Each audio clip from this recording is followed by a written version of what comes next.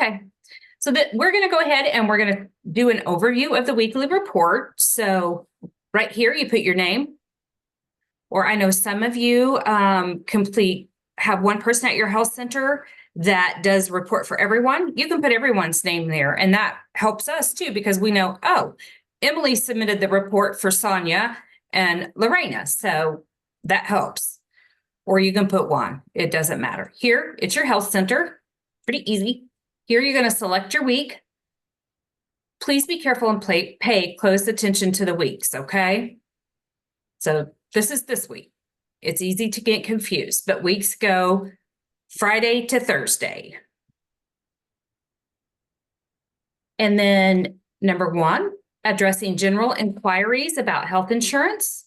This is when you're having a conversation with a consumer about health coverage, marketplace, Medicaid, CHIP, whatever it is. When you're actually having a conversation, not when you're handing out brochures at a health fair. That goes on the Excel spreadsheet, okay?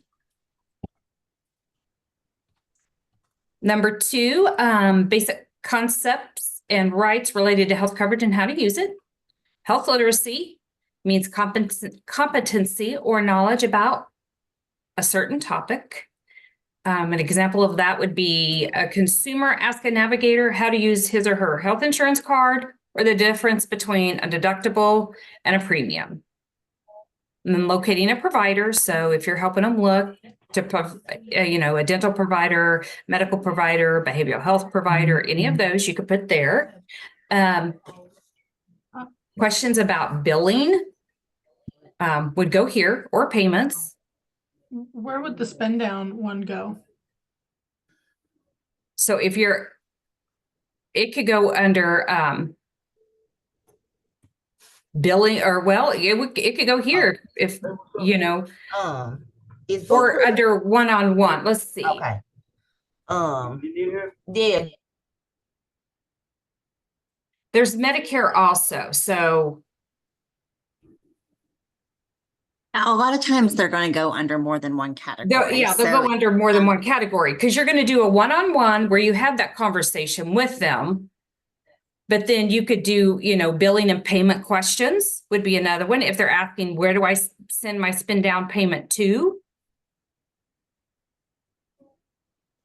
Does that make sense? Yes, it does. Thank you. Okay. And also if they have questions about the CHIP for paying for the children as well. Yep. That's where you could put that. Need you to hop on this Zoom. And remember, when you are, could everybody please mute if you're not muted? Remember, anytime you're talking to your consumer, that's going to be a one-on-one. You're going to mark that in the one-on-one field. So everybody you talk to should count. And then, depending on the conversation you're having, you will fill in the other fields, okay?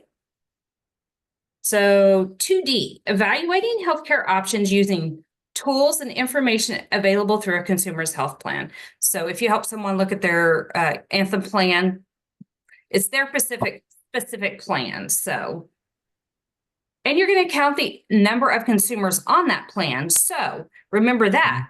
If you're helping mom look at the family's plan and there's 4, okay?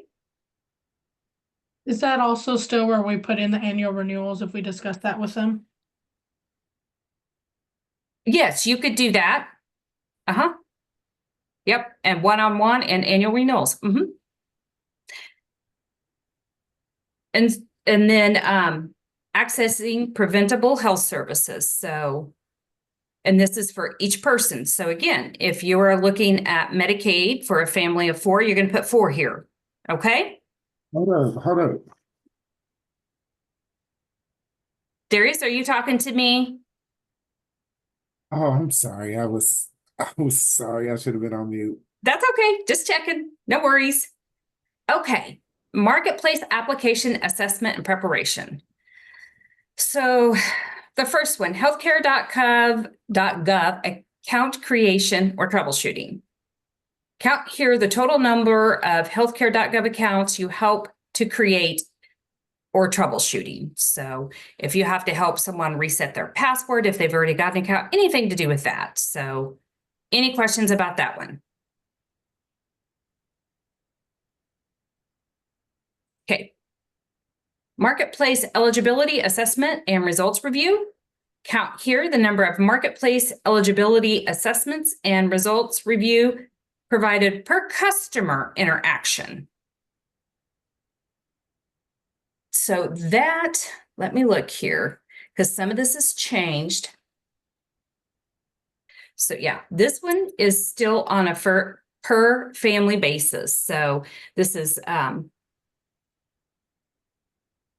per family, right? And that doesn't mean you have to go through the whole application to see whether or not that they qualify. If you have somebody that comes in and they have some questions and it is obvious but they say, hey, I think I want to apply for Marketplace, and you realize pretty quickly that they don't qualify, then you've basically made that assessment that they do not qualify. And then you can go on to the other things. So, and pay attention to this because the per family, because down here, count the number of consumers assisted with marketplace plan, compare, and review. So this one,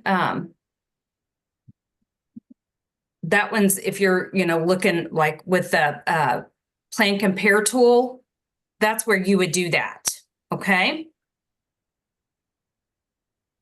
And you guys need to make sure when you are helping consumers, you're using your 13-digit Navigator ID. Remember, because if you don't use it, CMS doesn't give us credit for it. And we all know you guys are working very, very hard. So, So Becky, is 3C, is that per family also? It says That- number of consumers. yeah, that will be individuals. So that one is Okay. individuals. Yep. So that's where we've got a little more clarification because, and we'll, right here, I was just enrolling in a qualified health plan. So if you were helping them electronically, and, before we said, if, you're helping a married couple, you would count it as one. No, you count the number of consumers, just like Medicaid now, to keep that across the board. So except for the one right here where it says per family. And I think that the reason that is as you all know, they can, often they all choose the same plan, but you can divide them Mhm. into different groups and they can choose different plans. So you are essentially picking a plan for each individual family member. Is there any questions about that? Yeah, she said something about the 13-digit ID. That is your Navigator number. It's Mine MONA. isn't 13. Oh, you Yeah, have to it put is. the MO in front of it? Uh-huh. NAVG, and then it's alpha numerical. Yep. I never knew you had to put the MO nav in front of it. Okay. Yeah. So am I not getting credit even if I've just put the numbers in? No, you have to put the full Navigator ID. Wow. Does CMS check it for Medicaid as well? Is it No. just for the marketplace to count? Okay. Yep, just marketplace. Okay. It certainly doesn't hurt to put it in there when you're helping with Medicaid. So, if for some reason they come back later and we can say, if they find a way to do that, or they can look and we don't know it, that, hey, this many navigators assisted with Medicaid applications. So, I always, when I was actually a certified application counselor, I always put my number in there, just, And then, of course, call center or in writing, you do per individual. So, and I rarely do we ever see a paper application. So, and here, the telephonically count the number of consumers, the Navigator helped enroll in the QHP. So using the call center. So this is if you have them on the computer, the call center, and paper. Paper is an option, but we all know how well that works. So is there any questions? And please, and I know it's asking a lot because I know you guys are very busy. Totally get that. We're really going to focus this year on these reports being filled out because I know it is in the easy to get in the habit of, well, we do marketplace and one-on-ones. That's all we do. Well, but when Medicaid, when you did Medicaid, did you happen to talk about the marketplace or something? So make sure, and I know you guys are busy, hard copy of this on your desktop, wherever, so you can go right back to it, make your tally marks. And so at the end of the week, you just add them up and you submit them. And you don't have to go back and try to remember what you did 15 applications ago. One other question, on the Medicaid application, does MONAB need to be in front of the number on that one? Yes. That is your ID number. If you're not using your full number, they don't know because that's what CMS assigned you. That's how they can tell it was a Missouri Navigator. So, Medicaid CHIP. So is there any questions about the Medicaid and CHIP? So here, the level of assistance navigators are able to provide with Medicaid CHIP process varies. For simplicity, please count all consumers in the category where assist a consumer with completing a marketplace application where they were deemed eligible for Medicaid or CHIP. So if you're on the marketplace, because you think they're eligible for marketplace and it kicks them over to Medicaid, you're going to count it on here. So directly enrolls a consumer in Medicaid, and that's what most of you do is you go through My DSS and then refers a consumer to state Medicaid or CHIP office for additional assistance or to complete the enrollment process. So, and you guys, does anybody have any questions about that? You guys take a ton of Medicaid applications, which you know that. Okay, so let's focus here on complex cases and other marketplace enrollment issues. So all of 6, A, B, C, D, and E, and F, this is all marketplace, okay? So right here, the first one, complex cases, help center referrals. Count here the number of referrals to the complex case health center using this web submission form. And it's going to be the number of consumers, but it's if you do the web form. Is there any questions about that? You can also call, the 1-800 marketplace number if you want to help them that way too. But that's for submission forms. This one, B, is data matching issues. So if, their names aren't matching up or something like that. An example would be a consumer gives you a request from the marketplace for additional documentation in order to confirm information they attested on their application. You help submit the requested documentation to the marketplace for verification. So if the marketplace requests something and you help them submit it, and it's per consumer. Is there any questions about that one? Okay. And then the SEP eligibility, and this is a per consumer base. So if, everybody understands SEP, the SEP chart is out on the dashboard. So that's the number of consumers. Again, advanced premium tax credit. Hey, Becky. Yeah. I'm sorry. I just had a quick question on the SEP. So when we're doing working through our max letters and all of that sort of stuff, would we include that in these numbers or no? No. We will talk about the MAC in just a minute, okay? We'll finish this and then, yep. So, So SEP, sorry, I kind of lost my train of thought. Oh, I skipped one here. Employer sponsored coverage. This is COBRA. If you're helping them review it or whatever, if someone comes in, remember, if they take out COBRA, they can't take out Marketplace. COBRA is usually very, very costly. So then the 6E, the APTC, and the cost sharing reductions.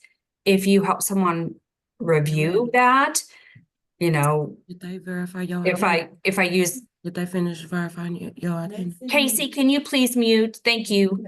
I'm sorry. No, that's okay. That's okay. Thank you. So anytime you help them with that, you'll put it here. And then 6F. Describe here any other types of consumer assistance that you provided to a consumer that was not captured in any of the other reporting categories. And this is a text-free field. So we need to take this off. It's not numbers only. It's a text-free field. So I need to get that corrected. So sorry. You assist a consumer with a complaint that their health insurance plan has been changed and they are no longer able to see their preferred healthcare provider. So any other place you weren't ever able to capture it. I have a comment about that. I've filled in free text before, and when I bring up the next week's report, sometimes you can still see that. I don't know. Is it auto-filling? Yes, it's auto-filling. Okay. Just start typing. It should go away. Okay. Let me make a note of that.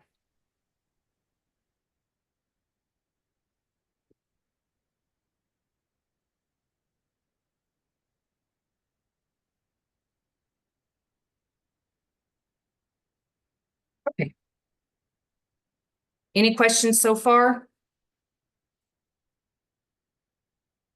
And then this is making referrals. So agents or brokers, it says navigators are expected to help consumers who come to them for help and ask if a consumer asks a navigator for an agent or broker, then the navigator cannot refer a consumer to a specific or agent broker, but you can provide a list. And this is what that conflict of interest, being unbiased. So if you guys have a whole list, I know especially for Medicare, people come in and hand you their cards or whatever. Just keep a whole list, and that way you can handle it that way, but not a specific agent or broker. And then 7B, this is where an enrolled consumer needs to be referred to their specific health plan resolving something that we can't help them resolve.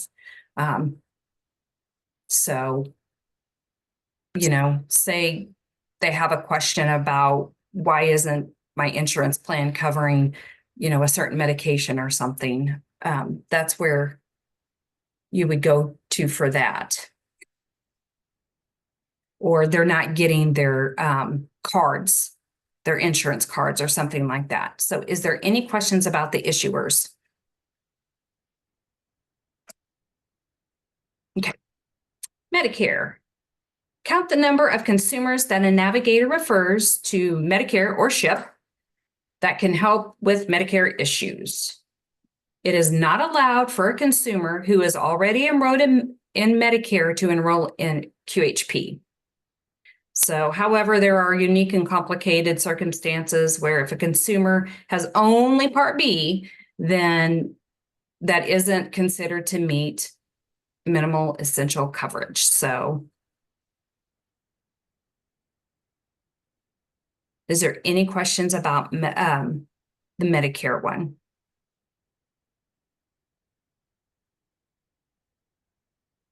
Okay.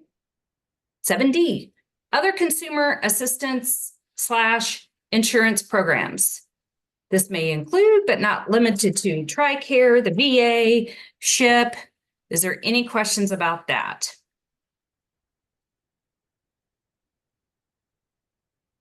Okay. And then 7E, the State Department of Insurance. Include here referrals to the State Department of Insurance for helping answer consumer questions or resolving issues handled by the DOI. For example, a consumer feels that there is a fraudulent website or wants to report concerns about a QHP. Again, any questions with that? So if someone says that they were enrolled in a marketplace plan without their consent, would that go there? We have specific instructions on that. No, that's going to go to the marketplace. IVA sent out the information yesterday, I believe, but we will look back over that. It was, what was the name of that email? It was Medicaid and marketplace stuff, but you can, I just didn't know what number that went under. if you were, that would be,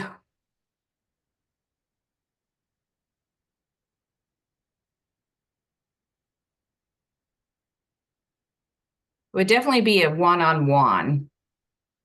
So I don't know that there is a category for, if you have to help someone. This is going to be, where'd that go?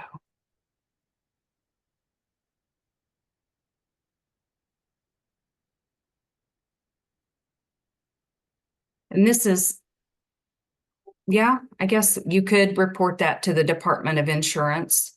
Let me find out on that, because I guess you could, because the agent's going to have to be reported. You could report that agent that, did the fraudulently enrolled someone or something. So yeah, you could do that. Sorry. Took me a minute on that one.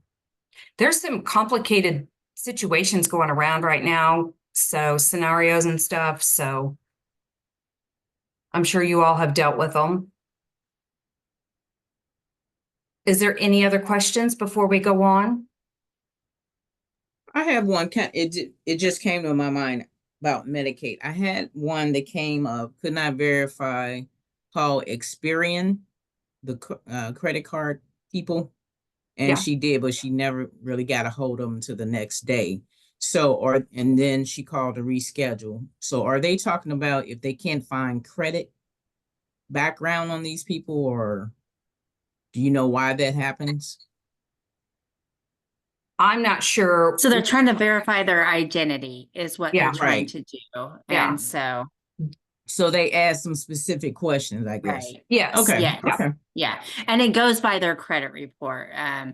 Instead of viewing just security questions. And they are sometimes they're like a long time ago, it seems like. So yeah, there are some. But if you have any of those would be that aren't matching up or whatever, then you could put that under data matching issues.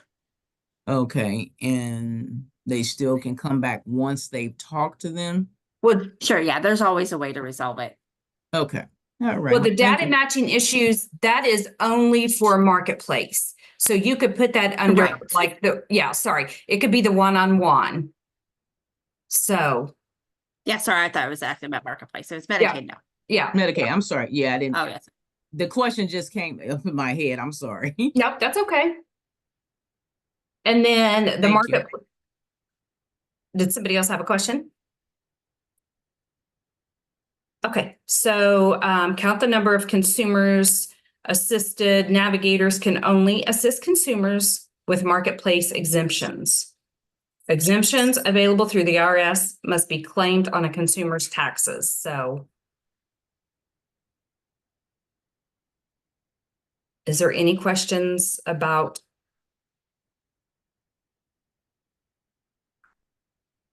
that one?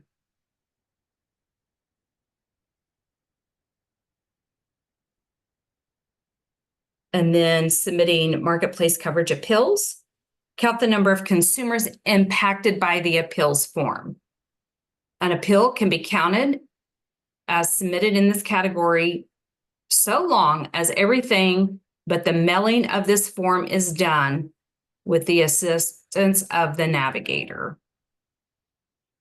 So if you're helping them complete the forms and everything, other than mailing, we'll go here. And here is any other consumer assistance notes. You know, a lot of times,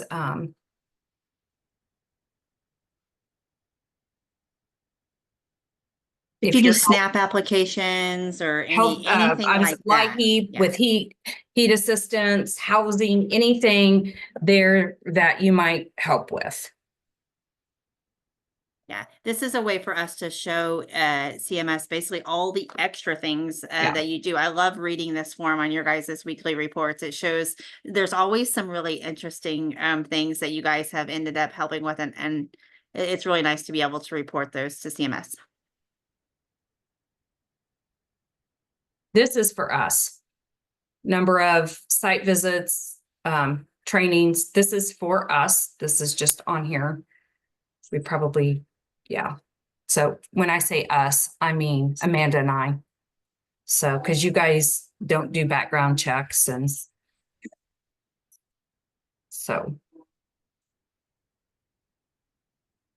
And then please provide at least one example of a new best practice this month in each of these categories. So I want you guys to really work on filling these fields out. This is the information that CMS likes to read. This is telling, you know, the good things, how you're working with CAC, underserved populations. So please take your time. A lot of these fields, a lot of times don't get filled out. So, you know, if you will look and, you know, at least once a month, put something on there because we have to have that for our monthly report. Now, it would be great if you had something on there weekly, because then we can grab it each week and put it on there as well. So if you all, and we're going to be, you know, these need to be filled out. So this information, we really need to slow down and think about what we're doing and get this filled out as much as we can, because this is what CMS is really looking for, okay? And then here is where you're going to upload your spreadsheet. And then here, you can email yourself, your supervisor, whoever, and I would suggest you do so, email yourself a copy of the report and then hit submit. I know we covered a lot. Is there any questions about the weekly report? There's been some changes and clarifications, so. There is a question in the chat. Tiana asked, when will the navigators need to start submitting these reports? They should have already been submitting them. They need to go ahead and be submitting them weekly.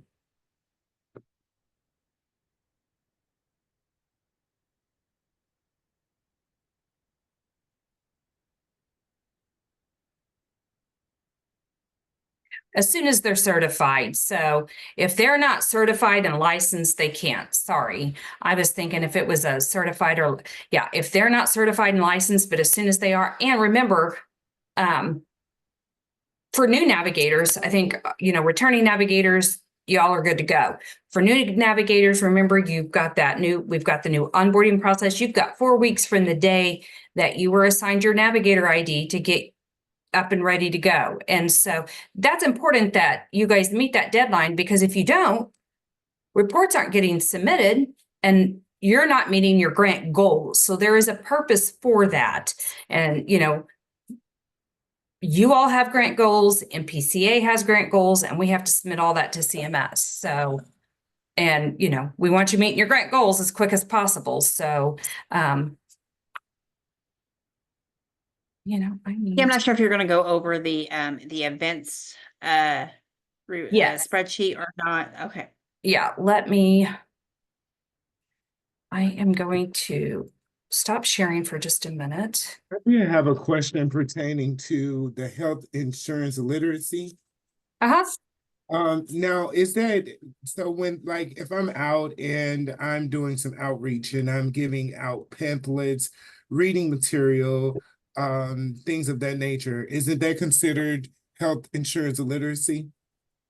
No, if you go back and you look at that one, let me see, which one is that? Hang on here. That's going to be put on your spreadsheet. Let me pull that weekly report back up. Sorry. I shouldn't have been so quick to close it out. I do apologize myself. No, don't you apologize. You're fine. Okay, there we go. Oh, I did still have it pulled up. I got it pulled up a bunch. So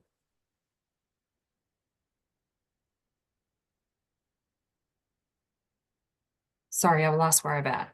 So let me go back here. If we go back to health literacy, whoop, where'd it go? A consumer, sorry, does everybody see this right here? Health literacy. A consumer asks a navigator how to use his or her health insurance card, or ask about the difference between a premium and a deductible. If you're just handing out brochures, that needs to go on your one-on-ones, or I'm sorry, not your one-on-ones, on your spreadsheet. Okay, so it looks a little different this year. Basically, it's the same information, it's just blue. But you've got your events. So make sure if you're going to a marketplace event or an event that you're putting the name. It has events. It doesn't have marketing events, but any event, you're putting the name, the description, the date and time, location name, you know, if it's at a community center or something. Whoop. The street address, city, state, zip, priority population, you know, if it's a back to school fair, sponsor partners,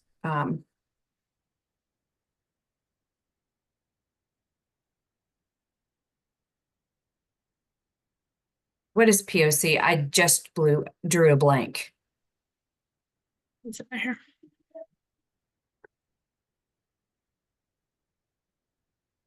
I don't know. There was no explanation for. I think it's the person of contact. I think Oh, that would be it. Yeah. Like Person of point contact. of contact. So, but yeah, That makes sense. I was like, all I could think was place of person of contact. Okay. Yeah. Probably ought to type that out before we send this out. And then activity name, description, the date, number of consumers targeted, media type. So this is going to be your social media stuff. And this is going to be those health fairs and stuff like that. Okay. There are a few more categories this year. Yeah. Is this different than, so we'll get this sent out to you guys today. Please do not change the format of this. Do not add categories. Do not take out categories. Here is, I don't know if you guys know this. Let's say here when you're typing, oh,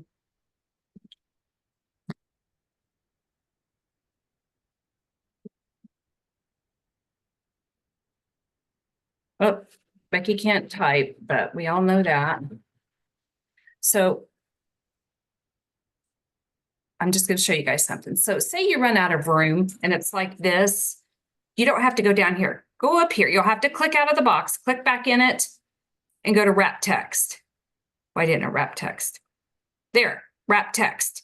And it will make it where you can put that information in there, okay?